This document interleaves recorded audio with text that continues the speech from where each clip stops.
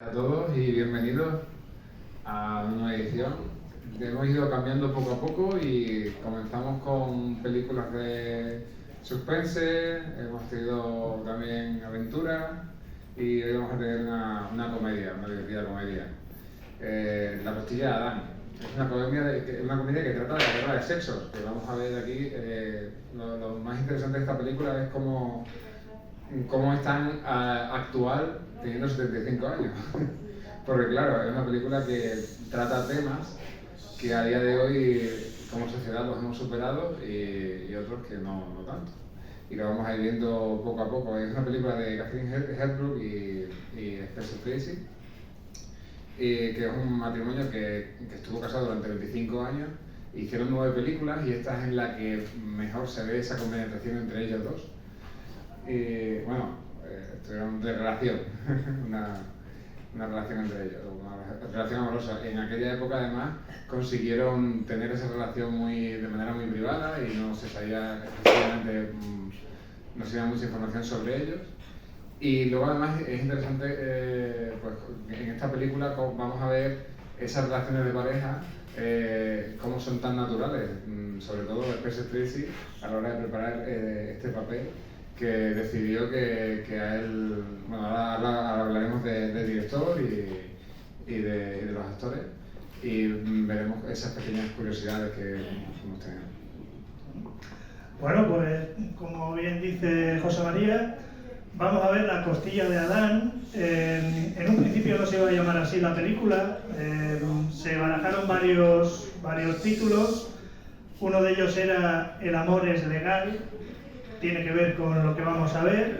Otro título era Hombre y mujer o Hombre y esposa, Man and Wife, pero la Metro consideró que no era muy apropiado en esta época, que podía levantar algunos debates que ya los va a levantar la película. Así que finalmente se decidió por estrenarla como La costilla de Adán. Está dirigida por George Cukor. Ya proyectamos aquí la película Luz que agoniza de George Cukor también, un director que yo creo que se le ha hecho poca justicia. Fue un director muy prolífico, muy versátil porque explotó muchos géneros distintos. Hoy vamos a ver una comedia romántica o lo que se llama la screwball, comedia romántica excéntrica, que fue un tipo de cine que se desarrolló a partir de los años 30, después del crack del 29, y se extendió hasta finales de los 40. Daos cuenta que ir al teatro en esta época de los años 30 era muy caro y era mucho más accesible al gran público ir al cine, ¿no? George Cukor se le conoce también porque fue cercenado en varias ocasiones para terminar películas. Una de ellas ya lo comentamos aquí, Lo que el viento se llevó, que protagonizaría, que dirigiría luego Victor Fleming, y también El mago de Oz, también curiosamente de Victor Fleming, y las dos son del mismo año. Sin embargo, el que le apartó de esas producciones fue el propio productor Selznick, y nunca perdió la amistad por eso. Otra de las cosas del director es que, también lo comentamos la vez pasada, es que fue un gran director de actrices, también de actores, ¿no? Pero sobre todo de actrices. Sabemos que Vivien Leigh y las actrices que trabajaban en la película Lo que el viento se llevó, siempre, a pesar de que ya le habían quitado de los créditos, seguían yendo a su casa a ensayar durante todo el rodaje de Lo que el viento se llevó. Y en esta película también Catherine Hepburn va muchas veces a su casa a ensayar sin Spencer Tracy, porque él decidía que para este tipo de películas él era capaz de hacerlo solo, ¿no? Sí, tenía incluso como una casita dentro de lo que era el complejo residencial de George Cukor. Tenía una casita para Catherine Hepburn, que trabajó con ella en un montón de películas. Él ganó solo un Oscar, My Fair Lady, del año 65, con Audrey Hepburn, y estuvo nominado 5 veces. se caracterizaba por su perfeccionismo, o sea, era un tío que trabajaba al detalle con los actores, que profundizaba en la psicología de los personajes, que enfocaba con la cámara hasta el más mínimo detalle de esa psicología de los personajes. Y luego se rodeó también, siempre trabajó con grandes guionistas. Aquí vamos a hablar ahora de Gordon Canning y de Ruth Gordon, que son los creadores de esta historia, porque es una historia original. Y trabajó también conjuntamente con los iluminadores y los responsables del vestuario, porque para él era fundamental transmitir no solo con los diálogos esa personalidad o esa psicología de los personajes, esa complejidad, sino también con la luz y con el vestuario. De hecho, en esta película, y en contraposición a la que vimos la última vez, porque la vimos aquí de Luz de Gas, fue que, bueno, lo que veíamos en aquella otra película era que los planos y esa niebla, cuando veíamos ese Londres victoriano, era muy difuminado. Sin embargo, esta película pues vamos a poder apreciar como si se hubiera hecho a día de hoy, porque hay una nitidez y un contraste que, aunque siendo en blanco y negro, se ve que tiene una calidad enorme, y es debido también a ese empeño y esa fijación de Cooper. Exactamente. Bien, esta historia es una historia original del matrimonio de guionistas Ruth Gordon y Garson Canning, que eran precisamente amigos íntimos de la pareja protagonista, ¿no?, de Spencer Tracy y de Katharine Hepburn, y se basaron realmente en una historia real.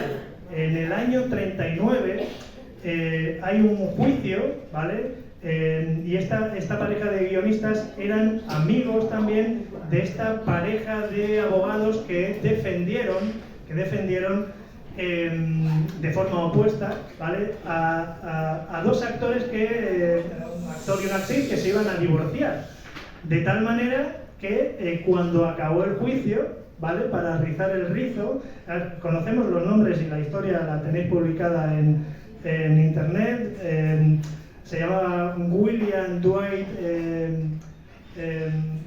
White Whitney y Dorothy Whitney, que defendieron a una pareja de actores que se divorciaron. Ya os digo que al final, después del juicio, se divorciaron los propios abogados y se casaron con sus propios defendidos. O sea, aquí la realidad supera la ficción. Lo que vamos a ver en la película se basa un poco en ese ambiente, pero la realidad es mucho más compleja. En este caso, lo que quisieron con la ficción fue retratar, en el fondo, es el adulterio, o ver cómo desde el punto de vista de la ley, estaba interpretada la ley según lo cometió un hombre o una mujer, y cómo estaba, bueno, eso va a ser el fin y el focus de Katharine durante toda la película. Vamos a ver. Bien, de hecho, bueno, esta guionista Ruth Gordon la reconoceréis seguramente en La semilla del diablo, que aparece como esta vecina siniestra, ya bastante más mayor, porque ella era actriz y su marido, Gordon Canning, comenzó tocando el saxofón, luego se metió a dirigir obras de teatro y finalmente los dos serían grandes guionistas. Ya os digo que eran amigos de la pareja. De hecho, Gordon Canning publicaría una obra, Katharine y Spencer, años después, que contando bastantes intimidades, más de la cuenta, parece que no gustó mucho a Spencer Tracy y a Katharine Hepburn. Hubo una pequeña enemistad a partir de esa publicación. Eso es. Bueno, con respecto al reparto, ya lo hemos dicho, la pareja protagonista, y esta película se piensa en ellos, en Katharine Hepburn y Spencer Tracy, aunque en los títulos de crédito vamos a ver, si no me equivoco, la vi no hace mucho, y Spencer Tracy aparecerá en primer lugar. De hecho, Spencer Tracy se preocupaba porque saliera él en primer lugar, ¿no? Y parece que hay una anécdota, no queda muy claro si fue el propio Gordon Canning o fue George Cukor, que él le sugirió, oye, las mujeres primero, y Spencer Tracy le dijo algo así como, esto no es un bote salvavidas, esto es una película de Hollywood y esto es lo que hay. Así que ahí se quedó la anécdota. Spencer Tracy y Katharine Hepburn trabajaron en 9 películas juntos.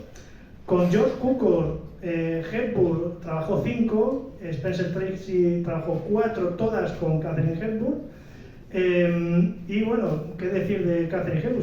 Si queréis después en el coloquio hablamos de ella, que creo que tiene una vida muy interesante, igual que Spencer Tracy. Es la mujer, la actriz que más Oscar hasta el momento tiene de la historia, 4 Oscars, Spencer Tracy tiene 2.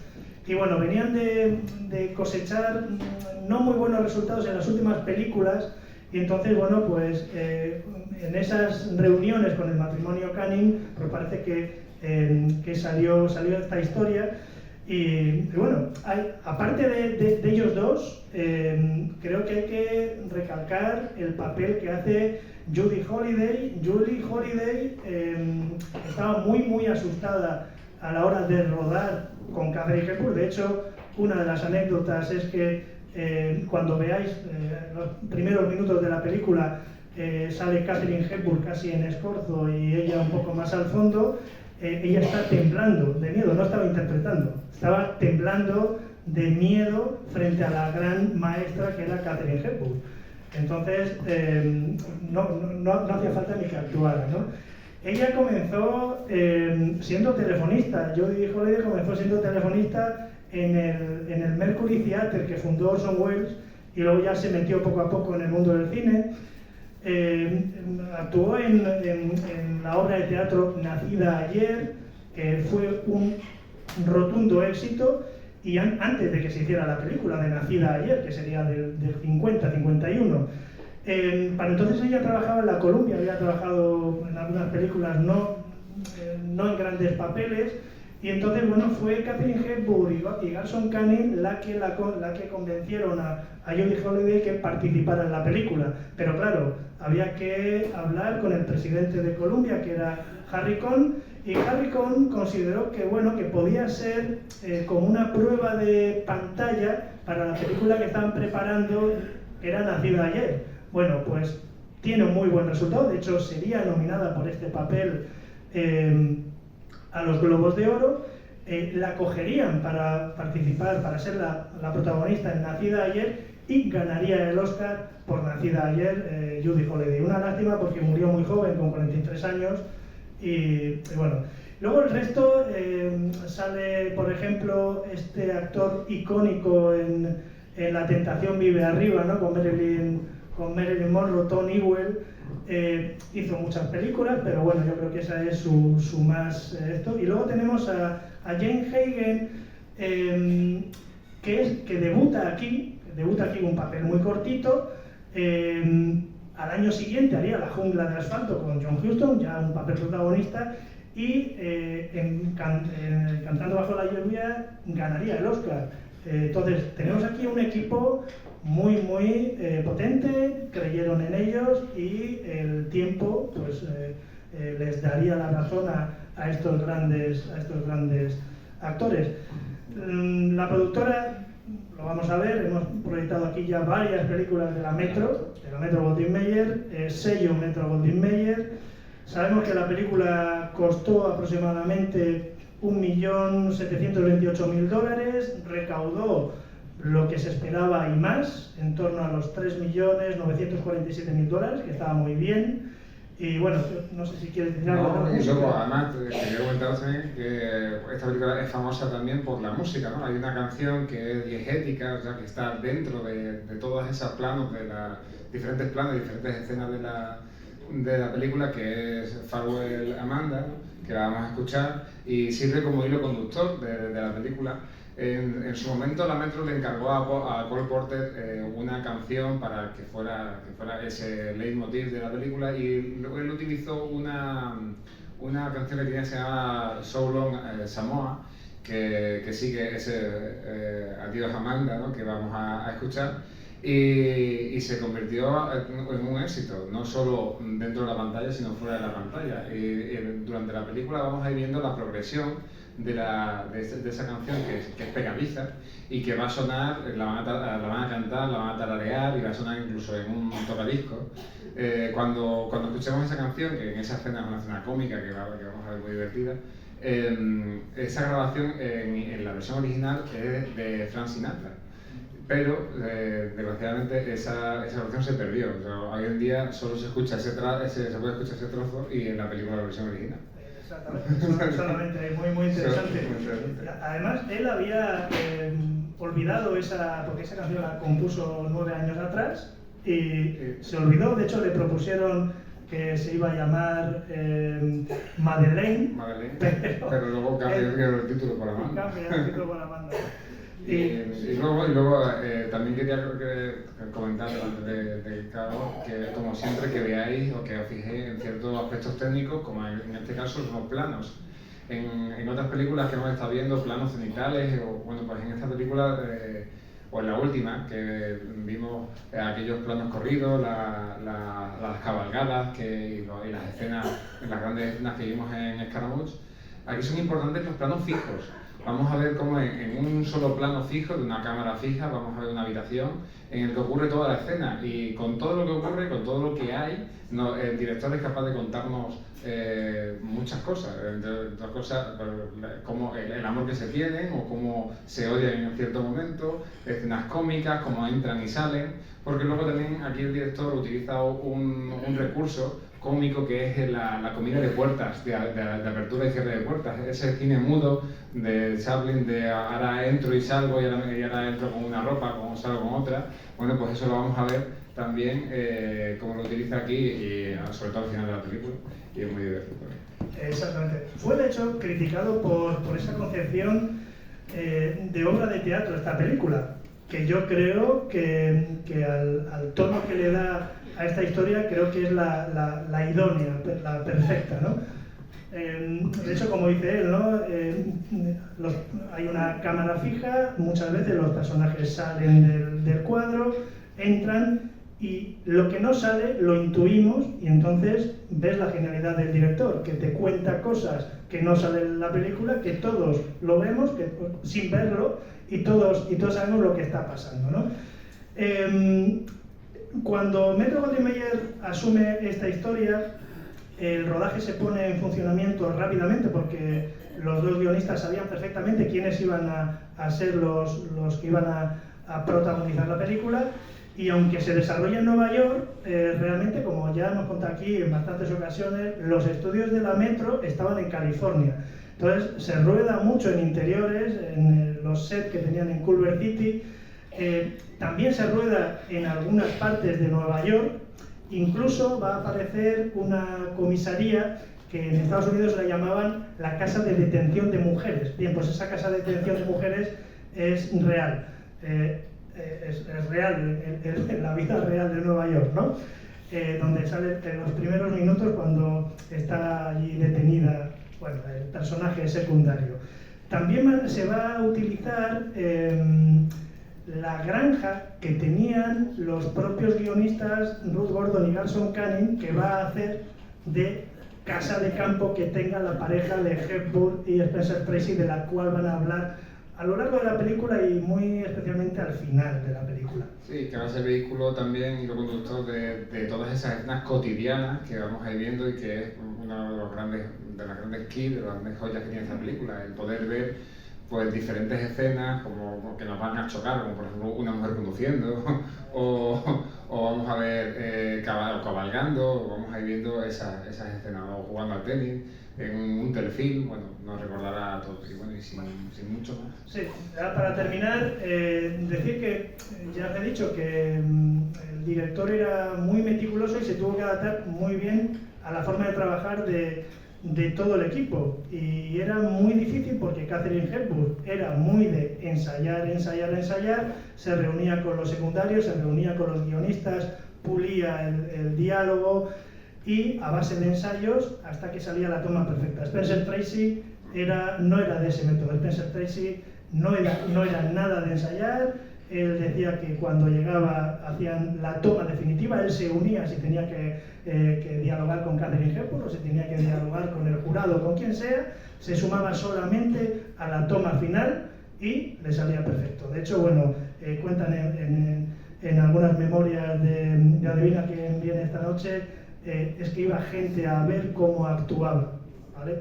Y ya como premios, bueno, pues esta película no tiene ningún Oscar, pero sí que estuvo nominado al guión original, a la historia, el guión original del matrimonio Garson Kanin-Ruth Gordon.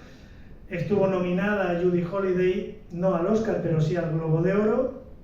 Y luego esta película sí que forma parte de la AFI, es decir, de la American Film Institute, del Instituto Cinematográfico de Estados Unidos, en el top 10, porque hay como una lista de las 10 mejores películas en diversos géneros, en todos los géneros. Bien, pues esta ocupa el lugar número 7 de comedia romántica, que en realidad es una screwball, que luego ya hablaremos después de la película, y en el año 92 fue considerada que era necesario conservarla en el Registro Cinematográfico Nacional de los Estados Unidos por la Biblioteca del Congreso de los Estados Unidos, por ser cultural, históricamente y estéticamente significativa. Entonces yo creo que es una película que luego va a dar mucho que hablar. Espero que en el debate luego pues os escuchemos a vosotros y nada, que disfrutemos de la película. Venga. Gracias. Gracias.